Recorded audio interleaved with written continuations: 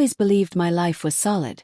Stable marriage, loving family, a home filled with warmth. My wife, Anna, was adored by everyone, especially my mother and sister. They often told me how lucky I was to have her, how she was the kind of woman every man wished for. I believed them. I wanted to believe them. Our life looked perfect from the outside. We had routines, traditions, inside jokes. On our anniversary, Anna surprised me with a heartfelt letter, telling me how much she loved me. Felt genuine. But something inside me hesitated. Lately there had been a shift. Small, almost unnoticeable changes. She started working late more often, keeping her phone close, and her once affectionate touch had become distant. I brushed it off. Every relationship had ups and downs, right? Maybe she was just stressed. Maybe I was overthinking.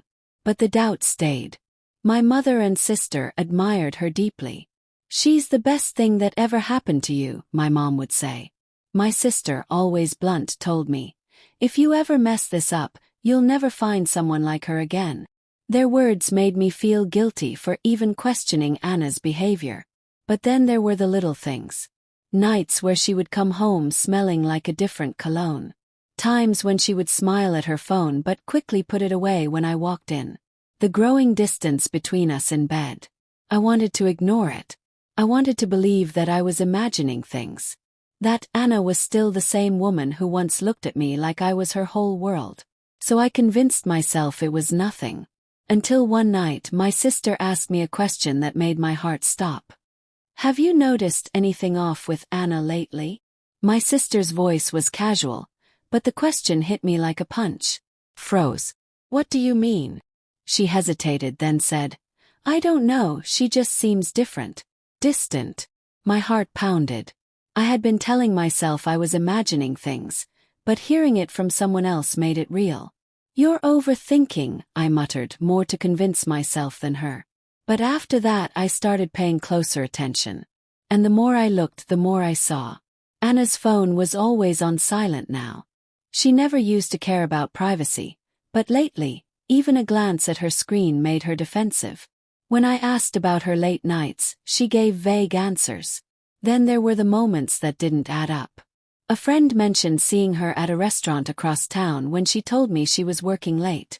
She started dressing up more, wearing perfume on days she claimed to be exhausted. I didn't want to believe it. I held on to the memories of our best moments, trying to convince myself that this was just a phase. Then one night she came home distracted, barely acknowledging me. As she walked past, I caught a scent that wasn't hers, a men's cologne. It wasn't mine. Something in me snapped. "Where were you?" I asked, keeping my voice steady. She barely looked at me. "Work ran late." I stared at her, waiting for something. Guilt, hesitation, anything. But she just moved past me like she hadn't just told a lie. That was the moment I knew. It wasn't in the missed calls, the late nights, or the guarded phone. It was in the way she looked right through me, as if I had already become a memory. I needed proof. Doubt wasn't enough. I had to see it for myself. So, the next time she said she was working late, I didn't go home. I waited outside her office, watching from a distance. Hours passed, and then I saw her. She wasn't alone. A man walked beside her, close, familiar. She laughed, really laughed, the way she hadn't with me in months. Then, as if it was the most natural thing in the world, he touched her lower back, and she didn't pull away. My chest tightened, but I stayed still. I needed to see how far it would go. They got into his car and I followed. My hands gripped the wheel so hard they ached. Every possible excuse ran through my head. Maybe they were just friends. Maybe it was all a misunderstanding. But when they arrived at a small hotel, the last of my denial shattered. I sat in my car for what felt like hours, staring at the entrance, hoping she would walk back out, realizing her mistake. She didn't. When I finally drove home, I felt hollow. I didn't cry. I didn't rage. I just sat there, staring at nothing, as the truth settled in. The next morning I said nothing. Neither did she. She moved around the house like everything was normal, like she hadn't just spent the night in another man's bed. My mother called later asking if I was okay. I must have sounded off. Before I could stop myself, I told her everything. The words felt foreign, like they belonged to someone else. She went silent. Then, in a quiet, broken voice, she asked, "What are you going to do?" Had no answer. Packed a bag that night. Not hers, mine. She walked into the bedroom as I zipped it shut, her face twisting in confusion. "Where are you going?" I didn't answer right away. I just looked at her, really looked at her, and for the first time I didn't see the woman I fell in love with. I saw a stranger.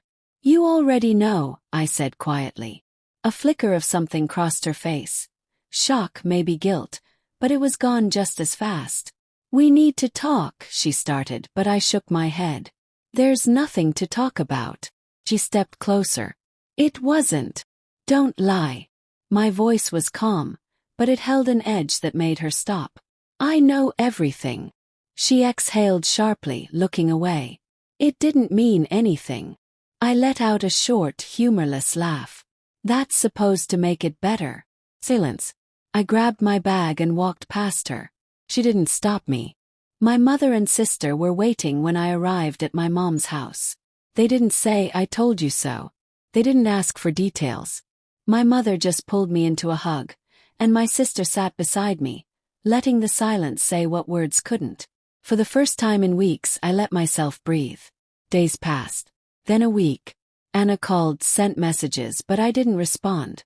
The pain was still there, raw and deep, but I wasn't drowning in it anymore. I didn't know what the future looked like. Divorce. Maybe. Rebuilding. Maybe not. But I knew one thing. Staying was never an option.